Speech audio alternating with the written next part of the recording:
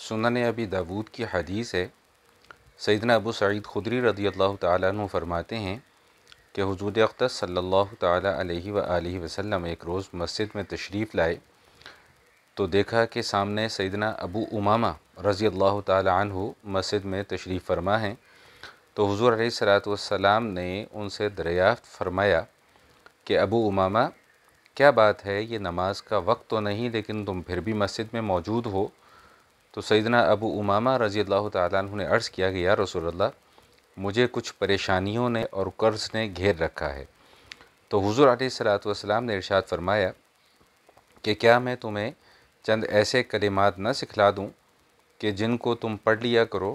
تو تمہاری ساری کی ساری پریشانیاں بھی دور ہو جائیں اور تمہارا قرض بھی ادا ہو جائے؟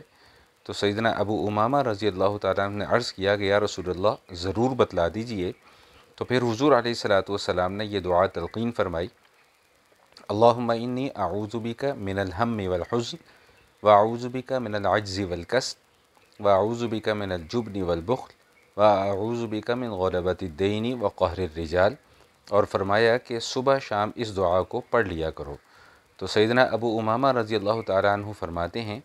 کہ میں نے حضور علیہ الصلوۃ والسلام کا بتلایا ہوا یہ عمل شروع کر دیا، اور چند روز کے بعد اللہ جل شانہ نے میری پریشانیاں بھی دور فرما دیں اور میرے سے قرض کی ادائیگی کا بھی انتظام فرما دیا۔